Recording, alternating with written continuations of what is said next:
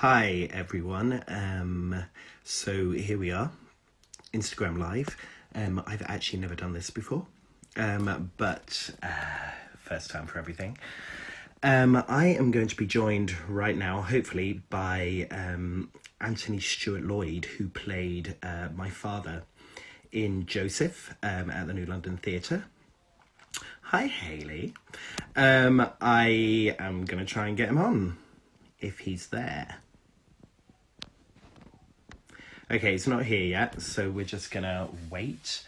This has been fun today, sharing my day with you all. I don't really do much, but I hope you've had fun following along. Barbara says hi. Does anyone have any questions? Anything they want to ask while I'm waiting for Anthony to join? Anything? We'll just give Anthony a few more minutes to join this Instagram Live. So I just got back from the park. I was out walking the dogs. It's kind of a nice day. The sun keeps on trying to come out, but then it goes behind the dark clouds. So, you know, what's it like where you are? I'm on the southeast corner of England, in Ramsgate, so we get a lot of the wind from the English Channel down here, in the North Sea is where they meet.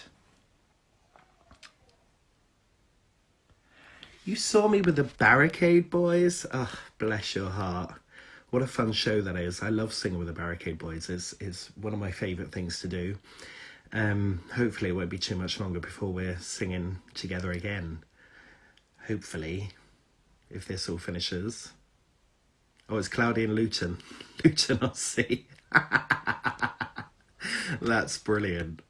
Oh, Anthony has joined the conversation, so let's see if I can get him on.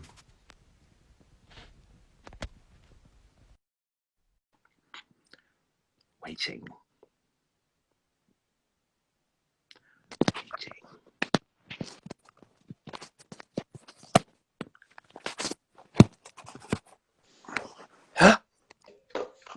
Oh, there you are, Father. My Can son. you hear me? My son. Can you hear me? I can. Turn your camera around so we can see you Oh, I straight gotta up. go that way. You gotta Okay. go. There you go. Right.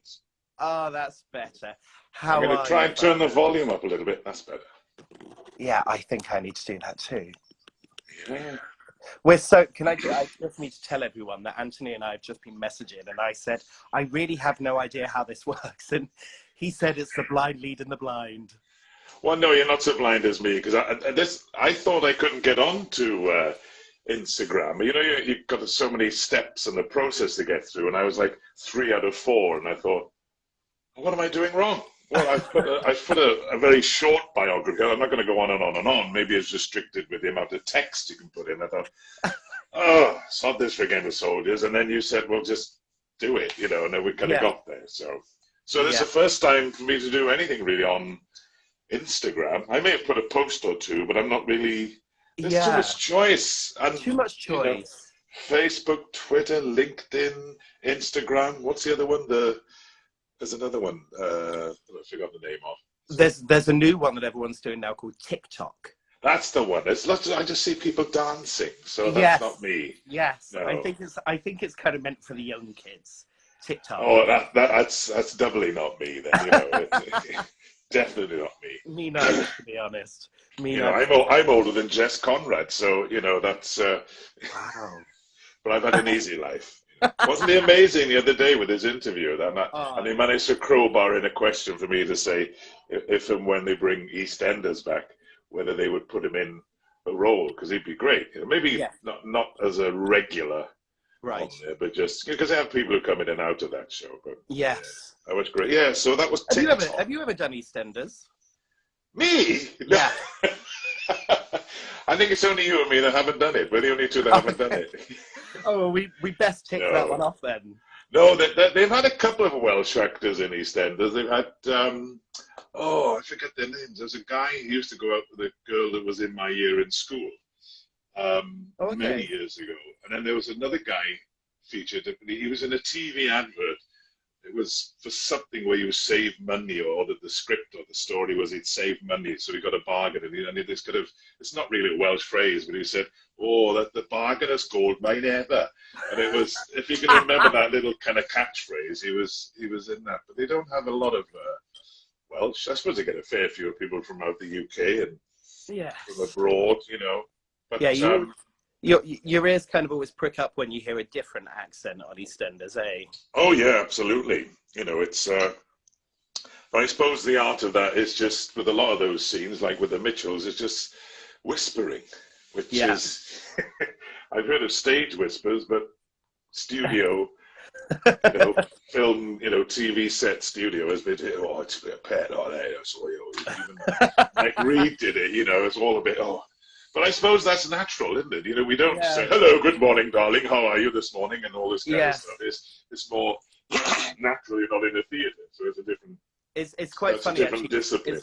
It's quite funny that you say that, because my partner always laughs at me whenever I'm on FaceTime or something like this with people. He says to me, "Why are you shouting? They can hear you. There's no need to shout." You're just being theatrical, darlings. It's always. I know, but I think because of my training in the past when I was doing more opera, and I do the odd concert where you're not amplified, that it's just, well, people say it's a muscle, but it's not a muscle. I don't know what the vocal cords are, but you exercise them and train them, and even for you on stage as well, it's still that kind of projection. So we're not kind of going totally over the top, like kind of vocal cod piecing, I call it that. It's a bit kind of, there it is. Yes, okay, we know it's there. Just tone it down a little bit, It's vocal cod piecing. I know the things you pick up in this strange business of show. I heard that. I know. I was in a choir once. People over singing in a choir once. Yeah, okay. You got to blend. Stop. There's too much vocal cod piecing going on. Which is making things obvious. So. And it's a bit early to be talking about cod pieces, but hey, that's Elizabethan costume, historical costume, isn't it? Yes, yeah. Quite. I remember Blackadder had one of those. There was a sketch with his cod piece there. Not something I watched, but I remember that was just a bit weird. Excuse me, having a sip. That's quite all right. What are you drinking this afternoon? Oh, I'm on a Coke Zero, okay. From my corner shop that begins with A and ends with I. We have one of those too. It's literally around the corner from me. It's very handy. Yes. I'm just around the corner from one that begins with L and ends in L. Oh well, there we go. Yeah, nice. I think they're great. Yeah, me too. Are we allowed to advertise for these companies? We don't get any kickback, do we? No, but in these COVID times, you have to make those pennies stretch, and in those kind of supermarkets, you can. Oh, you do? These COVID times, like a song. It's like those COVID days. I wish it was we used to know, but we're still knowing it at the moment. Yeah, we're still knowing it right now. I should say pre-COVID days. Where have they gone? Do you love how Barbara is peering across my shoulder? Oh, Barbara. Yes, without the A. Yes. Yes. I know. What's she doing there? Looks she's trying to whisper something into your ear. Well, Sweet nothings. Constantly looking down over me. She can look down at you. That's terrible. She's just whispering sweet nothings in your ear, I'm sure. So. Yes, she is. So, Anthony, when did we do Joseph together? I think it was. Oh God, I think it's 2004 into 2005. Must have been. Is that the only time you did the show? Yes, the one and only time. The one and only time. And I joined it not long after H had started as Joseph. That's right, yeah. So talking about Welsh people in things, EastEnders or Joseph, Flying the flag. And I think, was it Stephen McCarthy, although he was born in or near Cwmbran, but his parents weren't Welsh, and he was saying, I'm not Welsh. I said, well, don't worry. Don't be jealous. He was quite a character. So yeah, it was when H joined, but a little bit after that new cast was formed. And Okay. as I said in the previous interview, my then kind of theatre concert agent sent me a phone text. I'd literally just come back from doing a corporate gig in Paris for the Welsh Assembly government, kind of Okay. visit Wales, just banging the drum for Welsh tourism, investment, all that stuff, at the British ambassador's residency Right. in Paris, and it was just so garbled. It said, "Jacob wants to hear you for Joseph in the West End." I thought, and I lived in Palmer's Green at the time, and I thought, right, let me just get home, and today they want to hear. It was about midday, or it was like Yeah. wanted to hear me that evening, and I thought, Yeah. who's Jacob? Jacob wants to hear me for Joseph. Is this some big new producer? Is it the next big thing? And then it's just because whether it was a typo or they didn't know what the hell they were talking about. And it was the role, of course, was Jacob, but it wasn't a producer called Jacob. And I remember Henry Metcalf was there and David Rose, and they kind of thought, oh my God, because it's not a big sing it's kind of like a cameo role almost, but Yes. I think I sang, if I were a rich man, something jovial, something a bit Jewish. I don't think I had anything else. It was kind of Jewish, so not that that's, correct on the timeline. Yeah. Canaan to Anatevka, there's a bit of a difference, situation, and many, 2,000 years later. They were kind of bowled over. And then they kind of wanted me, oh, right, let's take him to BKL House, who's trying to ring BK. And I thought to myself, I'd never auditioned for a West End show, and here I am. I've turned up for the allotted time, and there they were trying to see if I could do another audition the same night. And without a by your leave or to say, are you free? I thought I could be having a dinner date or plan something else, Sure. But I thought, well, let's go with the flow. And luckily I didn't have to go to the other side of town to Paddington. Yes. And then we arranged it for another time. And and the rest is history. So, Yes. for the I think I was in it for 14 months. Okay. So obviously we straddled into 2005. Yes. And I remember, so I knew there was an end We closed around September time, I remember. Yeah, you see, prior to that, it could have been about the July or something. When did I finish? I'm trying to work out 14 months from, was it March I joined or May? I think, it's trouble blipping into an M. Whatever it was. So I finished the following summer. One of them with an M. I remember the company manager was going around saying, oh, would you like to extend? We are extending with the current cast. And I think we were all on the same finishing point. Right, that's when they thought. But I think there was nothing else going into the New London Theatre. So I suppose, the theatre was available. Yes. As we all are. It's still reasonable.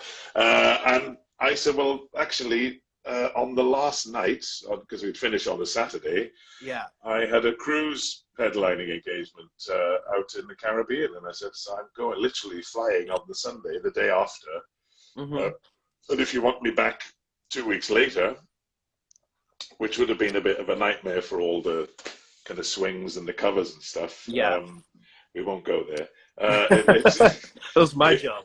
Well, and I tell you, here's to you, because that's quite that's a tricky job. Oh my gosh! I remember one show, Anthony, where I played 4 different brothers in the same show. Thank God he didn't play me as well. Crazy. But I remember in your interview, you were saying you had them kind of numbered. So I've never heard a lot of this kind of theatre terminology. It's not necessarily just West End. It's I'm not that clued up on stage left, stage right, centre stage, upstage, downstage, all this kind of stuff. Right. But I was learning a lot, even though I'd done quite a few operas before that. And sure. And you were mentioning that you'd numbered the characters. Yeah. But I'd never heard of a plot. I knew a plot was a story. I was very lucky when I joined the show because like you, I got the phone call to say Bill Kenwright would like to see you this afternoon for Oh, no, Joseph. not Jacob. Jacob didn't want to see No, you. Jacob, It wasn't no, Jacob. it was Kenwright. But I was on a train coming back. I'd been down to Ramsgate for the weekend, and I was on a train going back, and I had nothing with me. And I said, well, what time? And they said in 2 hours. I said, my train gets in 45 minutes. I've then got to get home, grab some music. So I called my flatmate and I said to him, can you just grab something for me? And when I got there, he had like left me the sheet music to Anthem from Chess. I thought it was a bit dramatic for Joseph. And I grabbed my dance shoes and ran and got the tube back into London. And then did the audition that afternoon and stayed and danced and all that kind of stuff. But when I joined the show, there was another Welshman, the lovely Philip Aaron. Oh, how could I forget Philip? Of course, he was only there for a short while when I joined him. When you joined, that's right. Yes. So he was my fellow swing on the show. Yes, and he had this Bible.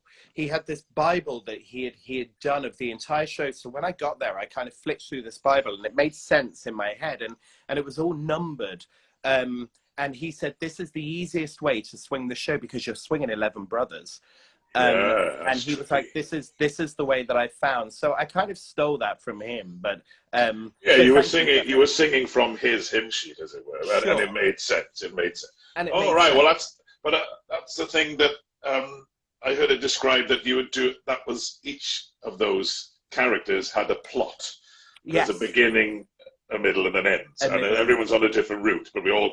That's the wonder of theatre and performance is you can kind of take it all apart, but it looks a bit funny, But yes. when that's your track or your yes. The thing that you're on, your plot. And I thought the plot was just the story, but everyone's got a story. Every character, no matter how small or how big the character is. I heard it even the hairy Ishmaelites had a story. Well, maybe we shouldn't go there. Well, why were they hairy? Obviously, there were no notes there in the biblical time. Well, there were no batteries, were there? No electricity. So the hairy Ishmaelites. Oh, yeah. we won't go there. And another hairy thing came up in the story. I remember your last interview with some jelly as well. But shouldn't we? Maybe we shouldn't go there. Maybe we shouldn't. We shouldn't go over that story again.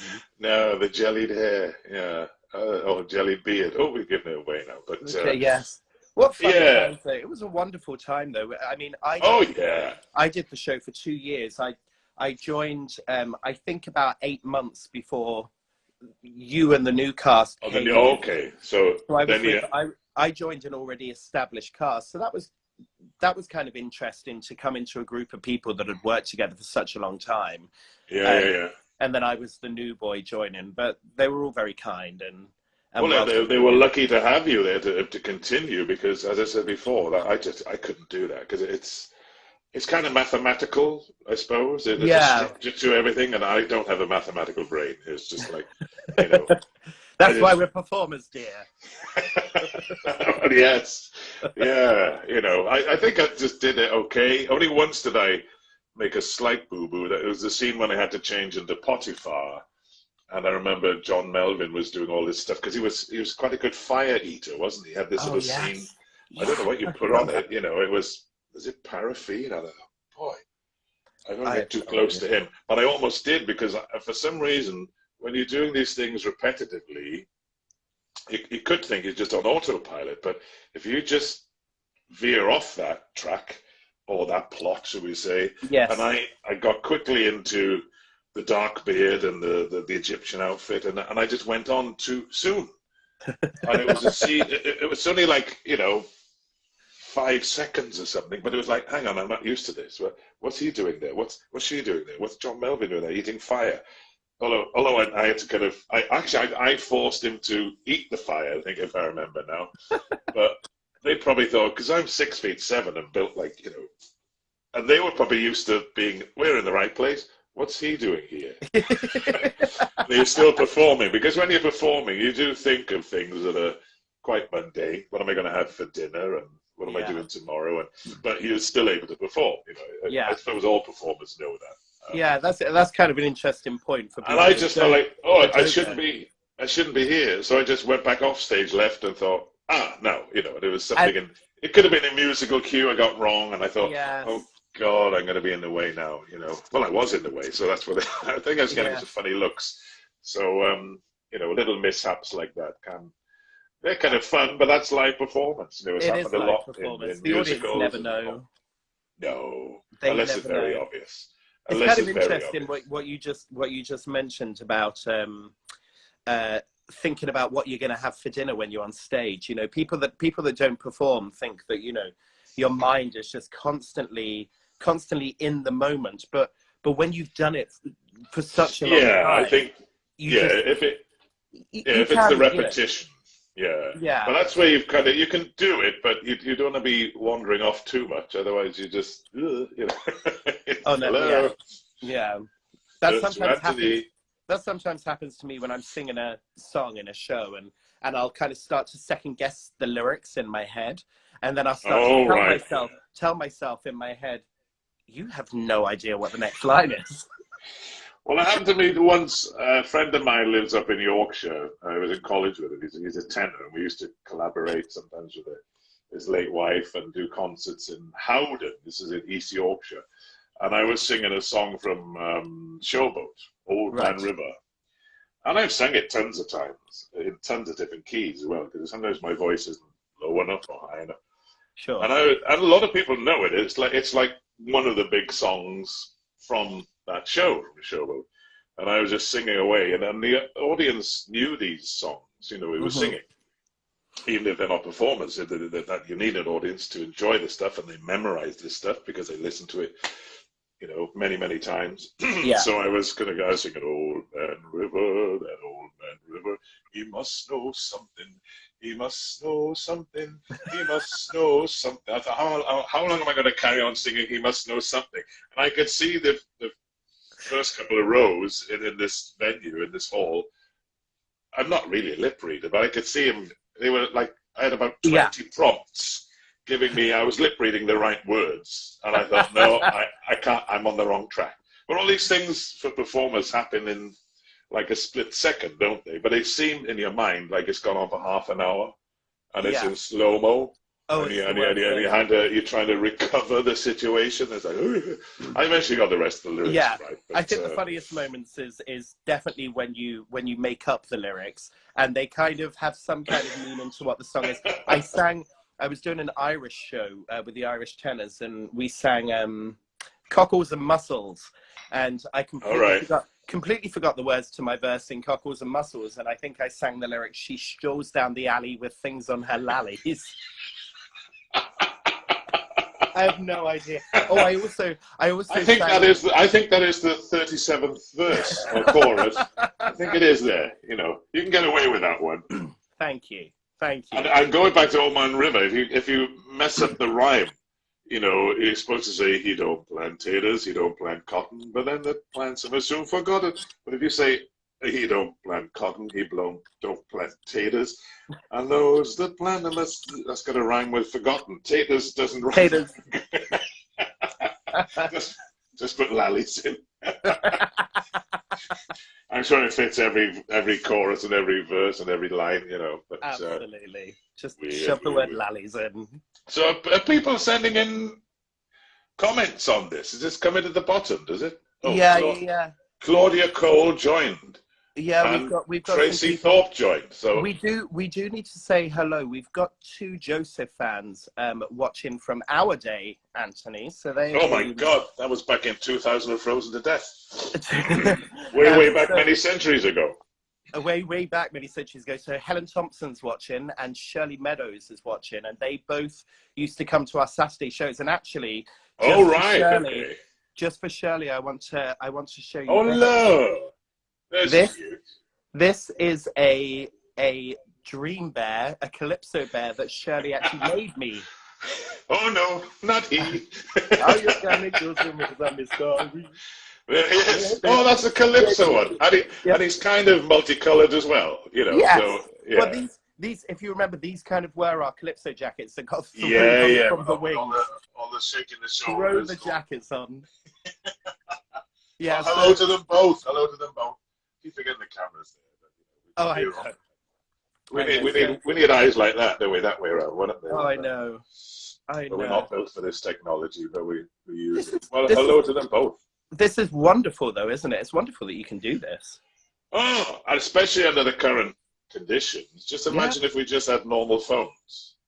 Oh, I know. Just, before mobile phones even. Yeah. It's just the technology, especially with smartphones.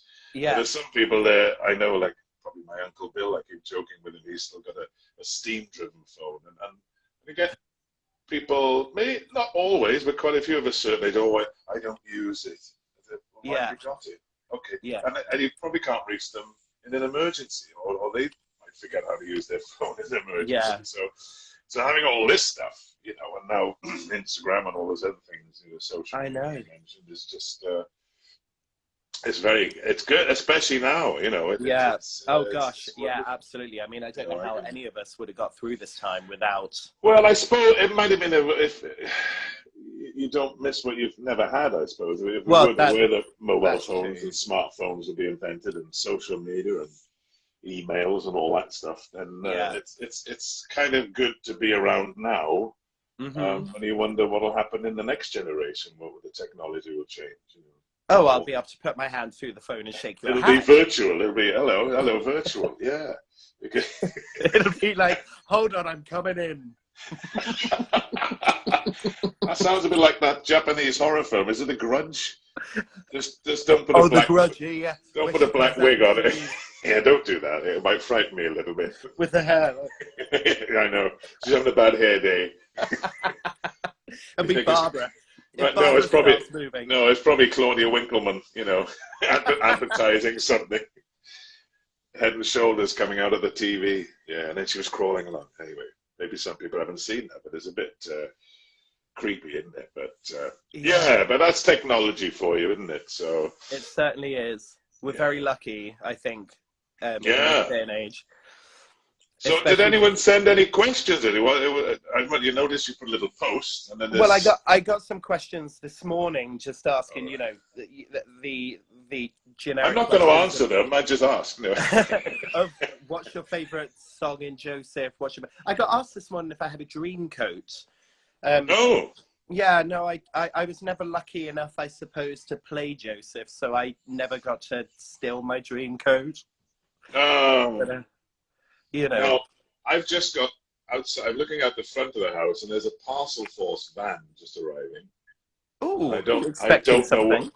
Yeah, I've ordered something for the garden. I'm trying to rescue well, if you can call it a lawn.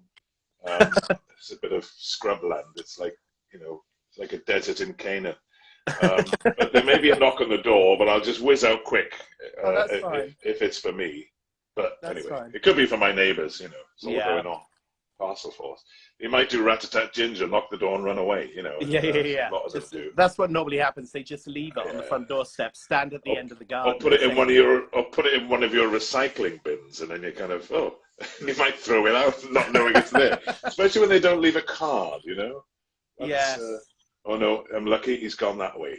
That's good. Oh. So unless he's got two packages. So you can't save the lawn today. Now, what's the weather like over there in Welsh Wales? Well, I'm here down in West Welsh Wales, in Haverfordwest, and kind of not far from, a bit further up from Carmarthen and Milford Haven kind of places. I used to holiday here many years ago.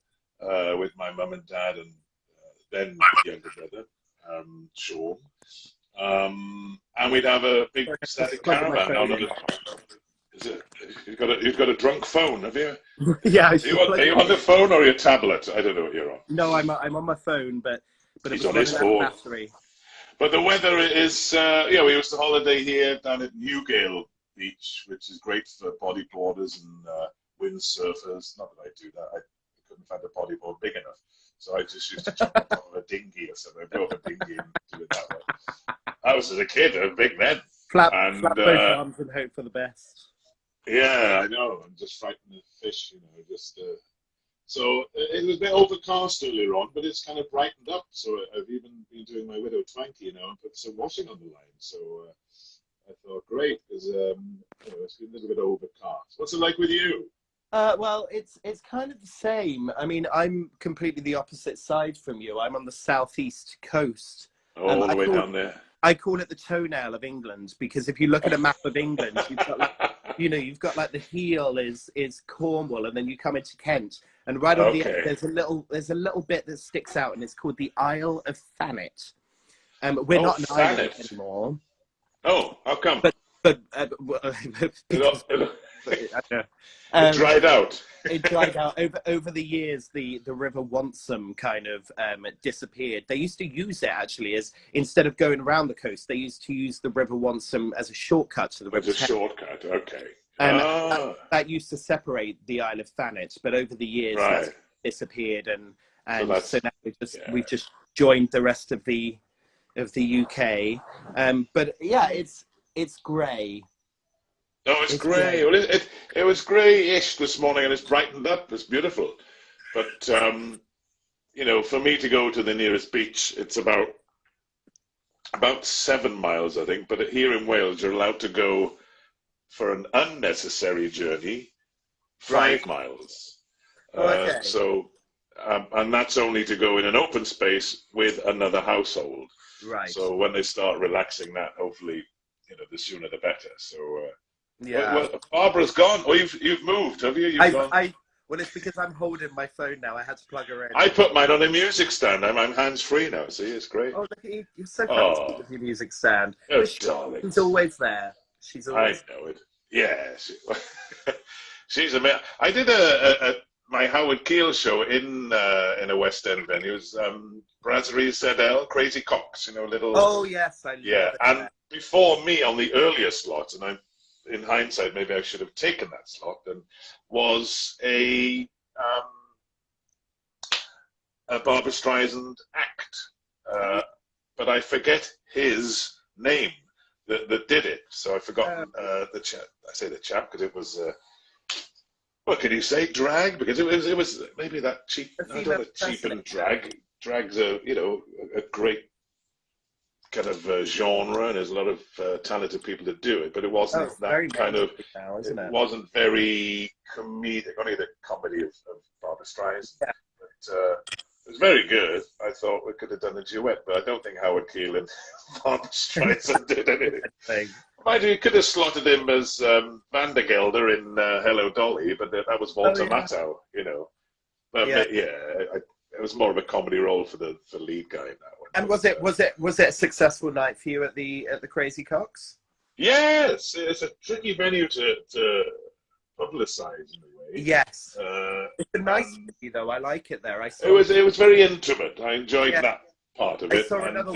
I saw another Welshie there last year. My friend Noel Sullivan. He was he in the pop group? Yes. No. Yeah. Hearsay. Yeah. Yeah, and Suzanne Shaw was in that as well. Suzanne was in that. Yeah. We worked. And she was in Joseph. Anyway, sorry. Anthony and I. And I worked with Noel actually after I worked with Suzanne, so it was quite interesting that we had a mutual friend from his band. All right. Okay. He's a wonderful friend of mine now. We're very close. But I saw him last year perform at the Crazy Cox, and it was such a fun night. Such a wonderful night. It reminds me of like a cruise ship lounge. Yeah, a little bit smaller. Yeah. In a lounge you might get on a cruise line. Yeah, it's very intimate and the whole building, it's almost you're stepping back in time to some 1930s thing, like on the Queen Mary or something. It's got that kind of feel about it. Yeah. But Noel, I think he's from Cardiff, isn't he? I think he's from my home city. Yes. Or as we say, from Cardiff, as we say in Cardiff, Yes. Hearsay. So you performed there as well at Crazy Cox, or was it him? No. I just went and saw him. Oh, you'll have to do a little one-man show, Yeah, well, I'll put one together. You've got tons of repertoire. You could do that. Falling off a log. I'm sure I could figure out. But I felt it was very hard. I'm just a kind of dare I say jobbing performer that for the Howard Keel thing, for his centennial last year, Yeah. it didn't seem as if for someone that was so iconic in a way, in those, more so in the Hollywood musicals, Yeah. with Kiss Me Kate, Seven Brides and Seven Brothers, Showboat, Kismet, Yeah. a load of others. Some of them were flops, and that he was the first Curly he was in the first ever Oklahoma in the West End. Right. That nobody seemed to be doing anything. So I kind of marked it, if you like, and gave a little nod of deference. And I may have said in a previous interview that I've had very supportive letters from his widow. Oh, and although if he was still with us, he'd have been 100 last year, but his wife is 25 years his junior. So this year she will be 76. Oh, wow. But she, just writes. She can't be doing what she called Yahooing. She meant emailing, but that's. I can't. I don't know what accents you have. I can't do Yahooing. I just imagine it's emailing. Yahoo, Google, Hotmail. Howard Keel's wife. Yeah. Well, she was writing. She called herself an antique because she wasn't used to all this technology that we were talking about earlier on. They think, well, there's people older than her that can do it. Have you ever met any of the Hollywood legends? Hollywood legends? Oh my God. I'm only asking you because I had, so. I'm trying to rack my brains. Hollywood legends. No, the only person I met that was more on kind of American TV. He was the what was that series of the brothers? And they were always chased by this kind of marshal in a white suit and a white Stetson. There's a blonde one and a dark-haired one, and they had and there was a sister who always wore these very short jeans, very short shorts. But there was a guy who played like a kind of a marshal or something in it, and he was on a Crystal Cruise. And wow. I've forgotten his name. What were they called? It used to be on the years. It was before you were born. Anyone watching knows what Anthony's talking about, then please let us know in the comments. It was a bit like the Cannonball Run. There was always fast car chases, and it was on a Saturday. The Dukes of Hazzard. That was the one. Yeah, Dukes of Hazzard. Yeah, so there was like the boss hog or whatever it was. He had a white suit, white session, and his kind of flunky was a comedy guy. It was that guy, but I forgot his name. But they saw my show, and then they thought that I was I could see him, and I was performing to him. I thought, oh, this is someone fairly famous in TV circles, and they thought I was kind of dedicating that song to him. It was something comedic. I probably was singing it if I were original or something. And I said, no, I just spotted it there, and I was just gesturing to him, and they thought, oh, you sang it for us. I should have said yes, really. That would have been lying. Oh, that's fun. No, and any big Hollywood, no. So who have you met then? You must have met tons. I was lucky enough. I used to live in the States, as you know. And while I was out there, I did a Christmas show with Debbie Reynolds. Oh, wow. So she was our special guest in our Christmas show. So it was wonderful, Anthony, because I was singing with the 12 Irish Tenors because I'm very Irish. To be sure, yes. What about you, E? And so we would do the first half of the show, and then Debbie would do the second half of the show, and it was just a wonderful moment when we first met her, and we were all on our seats at the top of the show, waiting for the curtain to go up and sing "Oh Debbie Boy," and Debbie comes walking on through the wings onto the stage in her slippers and a dressing gown, and like, hi boys. And she says, whilst you're performing? No. It was that went up. And she says, oh, I'm just like you as well. I'm a traveling gypsy. She says, one day I'm going to go on stage and I'm just going to drop down dead. She said, and people are going to say, what happened to Debbie Reynolds? I don't know. She went on stage and the bitch just died. Then the curtain went up and we had to start singing Danny Boy. Oh, no. beside myself. That's naughty. Such a wonderful time. But she was lovely, really lovely. No, she's trying to coax you before you go on stage and perform. Oh, I know. Trying to make you, forget your lyrics, and if you're laughing, you can't sing or deliver a line. Yeah. But it's interesting. I didn't realize, because when he said her name, then I was watching on YouTube a documentary on Liberace, of course, Right. and it was weird that I saw the movie, Behind the Candelabra. It was amazing. Yes. Such a great film, great story. It was kind of sad in a way. It was like a Romeo and Romeo story. But little did I realize when I first saw that film that the actress playing his mother was Debbie Reynolds. Yes. And I thought, wow, excellent makeup. And of course, the accent, because I forget where he was from exactly. Was it Poland or Eastern European? Eastern Or European. Romania? Could have been, the family. I think he possibly was born in the US, but until I saw the credits. And the weird thing is, there's you recounting a story where you're doing a show and there's Debbie Reynolds involved. Yeah. I was watching a documentary and she is on stage, just as Debbie Reynolds, with Liberace. Wow. And they were doing this they were doing a recreation of, she was, I imagine she's quite a small lady, or was. She's tiny. And she dressed up as Annie, in, what was her surname in Annie? It's just Annie, the musical. And he was dressed up as Daddy Warbucks, but he had his own hair. Well, right. I say his own hair. it's theatrical hair. He didn't put a bald pate on like normally portrayed. And they were doing this numbers and high kicks and stuff. And I thought, isn't that weird that 1 minute she's performed with Liberace, and then many years later she's playing his mother. Opposite Michael Douglas. And I thought, it's funny how you make those funny connections. Yeah, she's lovely. And my father growing up, Anthony, was he grew up in the 50s and 60s, and back then he would put posters up on his wall of pin-ups that he loved, and Debbie Reynolds was his girlfriend growing up. He loved her. And so fast forward to after I've performed with her, and I'm now living in Vegas, and I see at the casino that's at the end of my street, I see a big billboard that says Debbie Reynolds is going to be performing in a few weeks. Wow.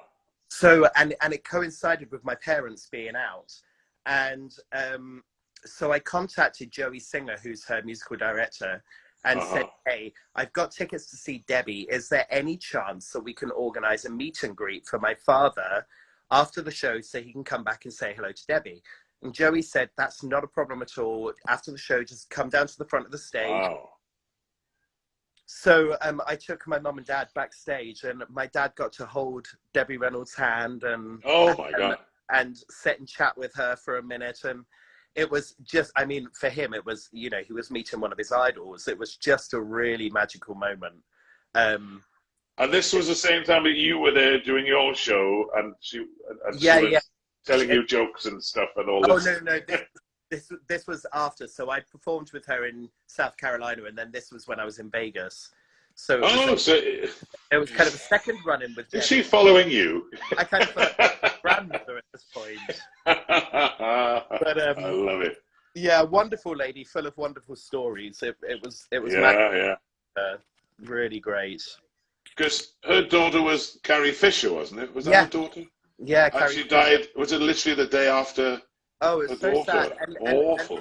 And that's what devastated me around that time, because Carrie Fisher died. A couple of days later, Debbie Reynolds died. I think I was on the Queen Victoria floating in the middle of the ocean, and I heard the news, and it devastated me, all because of her story of saying, she wanted to die on stage. She just wanted to walk on stage and fall down dead. So the fact that she didn't get to do that was... No, she was probably at home or something. Yeah.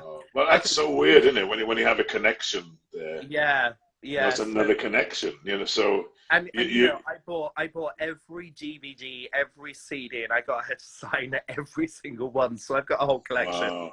Yeah. I have Singing in Someone, the Rain. Singing in the Rain. oh, of course, by that's an iconic song. Someone's just put in a little pop-up there. Is it Sinead Quinn? Yes. I'm And, looking forward to the concert oh, yes. being released. I mean, we've been waiting. We've been waiting since the Old Testament times, actually. They started this project. Days. It is. It's going to end up being about the same amount of time going the other way. When you reach, when BC ended, and Anno Domini goes on, we're going to be. Yeah. But I think that there's a lot of it, because there's a lot of people. There's a lot of editing to do. There's a lot of people So, and they have so to Sinead, we don't know what the 38 means. That can't be an inside leg, because I'm only a 34 and I'm 6'7". and That's how many months. She's only 38 years old. That's what it is. She can't be 38 unless she lives in number 38. Maybe that's what it is. Maybe she'll tell us. I won't ask a lady's age. You know, you can ask them how heavy they are, but you never ask. You never ask their age. That's an old gag, isn't it? We have to wait for really useful and Universal to sign off on the concert before it's released. So that's why it's not released yet. But anytime, any day now. Yeah, but I think well done to all the team that be doing, you know, and even you doing this. And I don't think I could pass this on to host something. It's just a bit. It's too much effort for me. I'd probably make a mess of it. But I think all the little things leading up and people doing quizzes and there's been other interviews with Adam Smith and I think it's a nice concept, really. Yeah, it's been a lot of fun. I think Jordan, who kind of it's his brainchild, has done a great job. Yeah, no, it's amazing. So, but I think we're kind of we're chomping at the bit now to get it. I think most people have done their bit. I was kind of virtually doing this on the music, but I had to stand to sing. So my music stand, which I explained earlier, is on my phone is on the music stand. Yeah. If I stand up, you just see my belly. So there's no, so you just get human eclipse. It would just be, oh, where was he gone? Just see his shirt.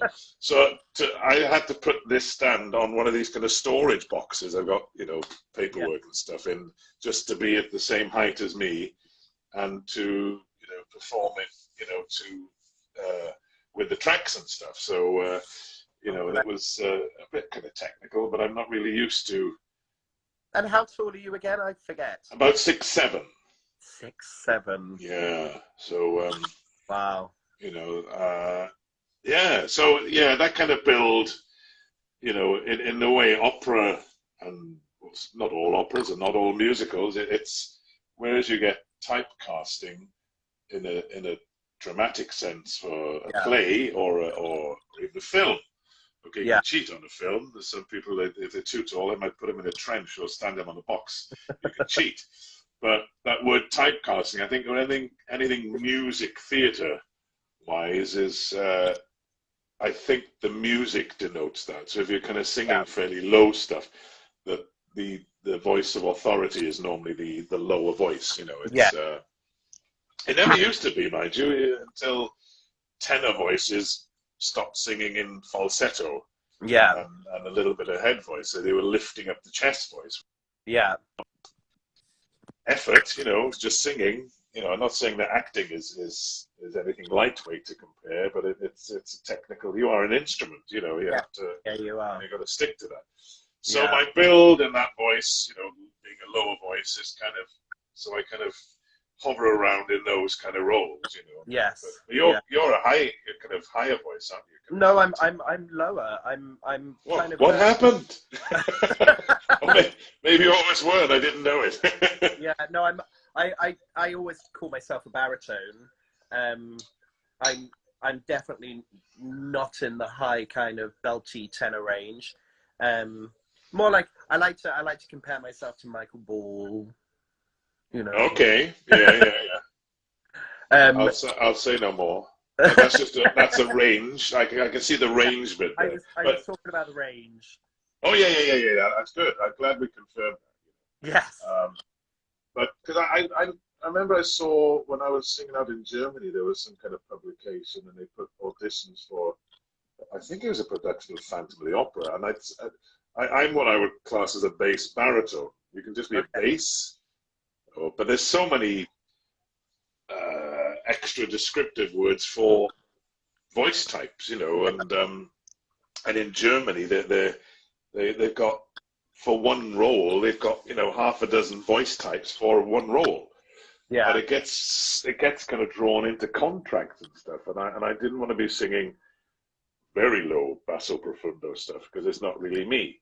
Yeah. It's quite exposed. My voice kind of peters out, so I'm kind of in that bass baritone. But I've never seen Barry / tenor. Right. So Barry tenor. So would you tenor. think of that, or are you still? Yeah, Barry tenor is kind of. Yeah, it kind of. A lot of these ways to describe voices are just fashionable at the time, and if you went back to 1700 and frozen to death, there was no such thing as a baritone. You were either you're the bass, but you sing high. You can't sing so low. Okay, the composer would write like Mozart. Would have. Yeah. If you were the bird catcher in the magic flute, he was an actor. He wasn't. I don't know how well trained he was, and he, made sure. I think he coughed up a lot of money for the show, but his range was kind of high-ish bass, so like a baritone. So gradually these words come in as fashionable. Once upon a time the word belt never existed. Yeah. And then you get someone to come together and there's no, you get Ethel Merman's. Ethel Merman. Oh, it's like it's like, oh my God. With a bit of refinement, she might have sung opera. Yeah. If they needed in those days strong voices because the microphones weren't like these little things. Yeah. Or you could slip it in your makeup with a phantom or in our hairline. I always remember my dance teacher when I was a child. She was very, very old school. Mildred Campbell, her name was, and we used to dance in at like a church hall, and she used to stand at the back of the church hall, and she would sit at the front, and she used to always sit at the piano with her legs spread, bashing out, like she didn't even need to together. She knew exactly what she was doing.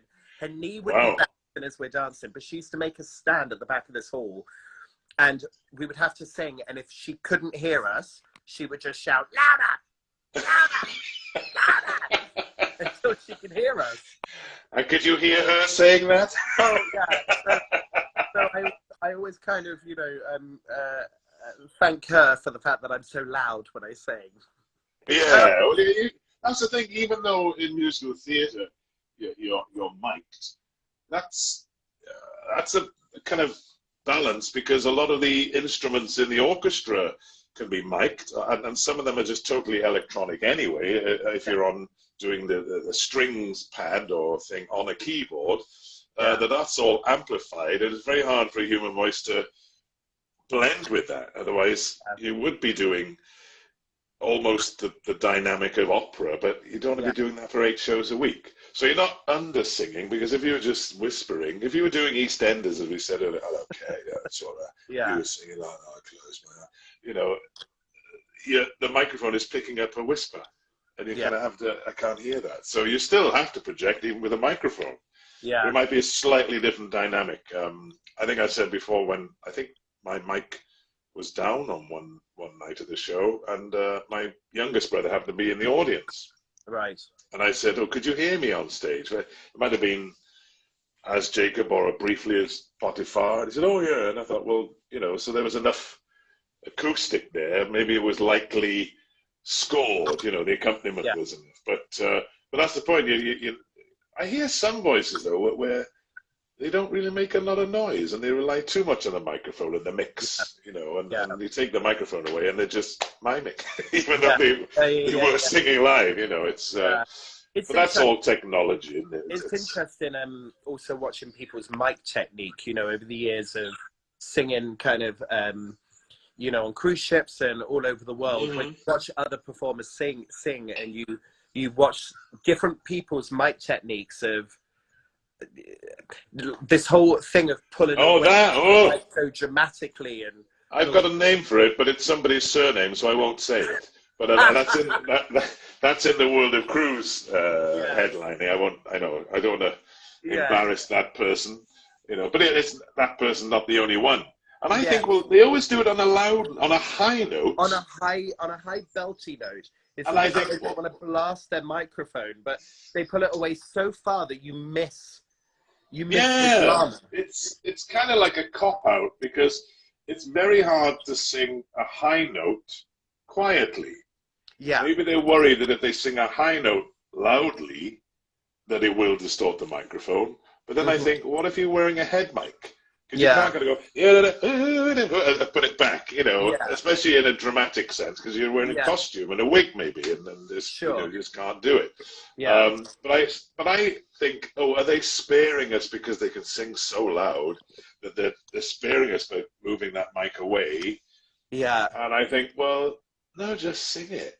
Just sing it. And it's the I know, and it is hard to sing, there's only, we go to the classical opera field, there's only a few people that can sing high softly, and that was, of course, she teamed up with Freddie Mercury, of course, Montserrat Caballé in Barcelona, and she was renowned for being singing high notes very floaty, which is a very hard thing to do. And whether she's amplified or no, so technique, microphone technique. Well, it's something I never did when I was in college because I was.